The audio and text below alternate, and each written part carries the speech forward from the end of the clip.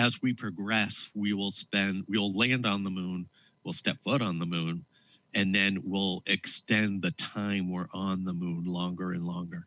And so those are the times where for the human, we'll be just bursting with data and we'll have tons of work to do. And it's incredibly exciting.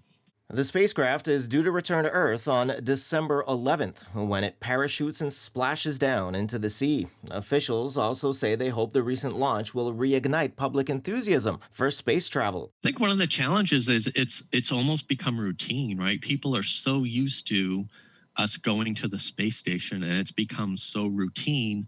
It's just very matter of fact. It's part of everyday living. But I think Artemis has done a great job of kind of reawakening that excitement. NASA says Artemis is launching a new era in space that they hope eventually will lead to Mars. Artemis is aimed at returning astronauts to the lunar surface this decade and establishing a sustainable base there as a stepping stone to future human exploration of Mars. We had a couple experiments on board. One of them that's particularly interesting for me is there were seeds on board. And so we're going to be able to see how the radiation environment that we just went through affects the seeds. Because when we look at going to Mars, we know that we're probably going to need to grow some crops like they've done in the movies and on TV, and how we do on the space station.